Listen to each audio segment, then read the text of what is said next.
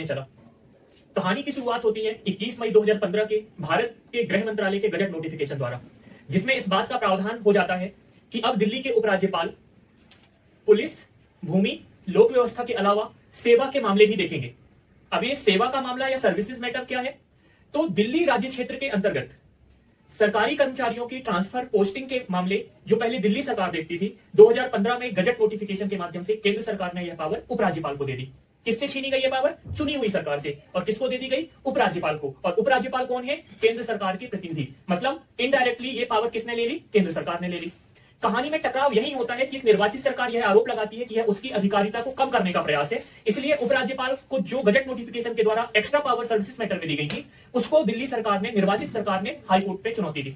High court ने यह फैसला केंद्र सरकार के पक्ष में दिया, जिसको चुनौती देते हुए उस फैसले को यह मामला सुप्रीम कोर्ट चला गया। सुप्रीम कोर्ट में क्या होता है? सुप्रीम कोर्ट में 4 जुलाई 2018 को संवैधानिक बेंच का एक फैसला आता है, जिसमें स्पष्ट किया जाता है कि दिल्ली राज्य क्षेत्र में उपराज्यपाल के पास अपनी कोई शक्तियां नहीं है। वह दिल्ली के निर्वाचित सरकार अथवा मंत्री परिषद की सलाह पर काम करने के लिए बाध्य है। यह कौन बोलता है? सर्वोच्च न्यायालय की संवैधानिक पीठ 4 जुलाई 2018 के अपने जजमेंट पर। यह फैसला इसलिए देना पड़ा क्योंकि इसके पहले केंद्र, जो दिल्ली की निर्वाचित सरकार थी, उसके पास अपनी कोई पावर नहीं बची हुई थी। उस गजट नोटिफिकेशन के द्वारा हर फाइल को अल्टीमेटली अप्रूवल कौन देता था? उपराज्यपाल।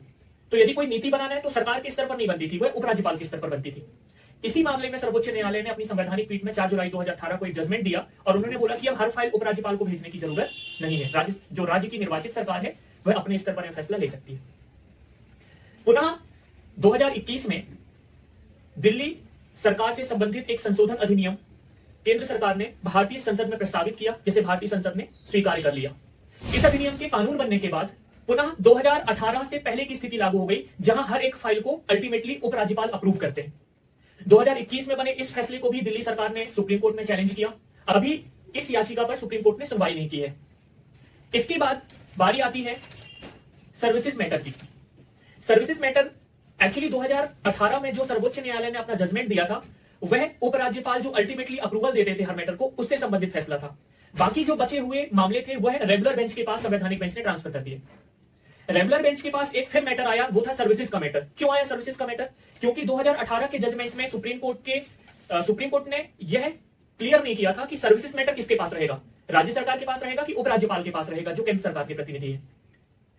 जब यह जजमेंट आया, उसके बाद दिल्ली सरकार अर्थात निर्वाचित सरकार ने यह दावा किया कि सर्विसेज मैटर में उसका अधिकार होगा, तो गृह मंत्रालय ने यह कहते हुए खारिज कर दिया कि सुप्रीम कोर्ट ने अपने जजमेंट में हमारे नोटिफिकेशन का अबॉलिशमेंट कहीं भी नहीं किया है, अर्थात हमारा नोटिफिकेशन लागू रहेगा।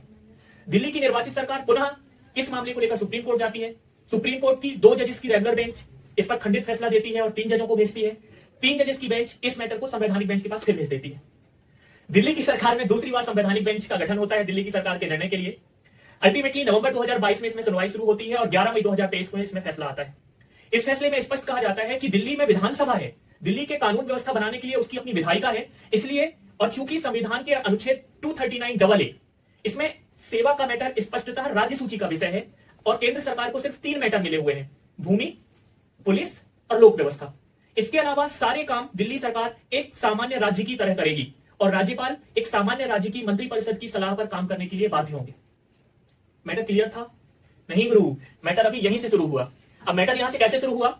19 मई 2023 को केंद्र सरकार या केंद्रीय मंत्री परिषद की सिफारिश पर राष्ट्रपति एक अध्यादेश जारी करती है। उस अध्यादेश में सुप्रीम कोर्ट के फैसले को रिवर्स कर दिया जाता है और क्या बोल दिया जाता है कि दिल्ली क्षेत्र के मामले में अल्टीमेट पावर अथॉरिटी उपराज्यपाल होंगे, सर्विसेज मैटर उपराज्यपाल के अधीन रहेगा। परिणाम क्या होता है इसका?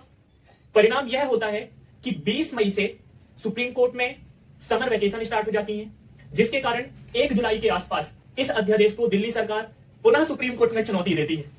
और इस अध्यादेश की में जब दिल्ली सरकार चुनौती देती है, उसके अगले दिन सुप्रीम कोर्ट ने 11 मई 2023 को जो जजमेंट दिया था, उसमें केंद्र सरकार एक रिव्यू पिटीशन फाइल करती है। अभी मानसून सत्र चल रहा था, क्योंकि अध्यादेश का ये नियम है, आर्टिकल 123 के तहत राष्ट्रपति जो अध्यादेश जारी करते हैं, जारी होने के 6 महीने के अंदर उसे पार्लियामेंट की अप्रूवल जरूरी होती है। संसद यदि उस प्रस्ताव को पारित कर देती है तो वह अध्यादेश कानून में परिवर्तित हो जाता है। तो 19 मई को जो एक अध्यादेश आया, उसके बाद वर्तमान में जो 11 अगस्त को मानसून सेशन समाप्त हुआ, उस मानसून सेशन में दिल्ली सरकार से संबंधित अध्यादेश को संसद में पारित कर दिया और वह एक कानून का रूप ले चुका है।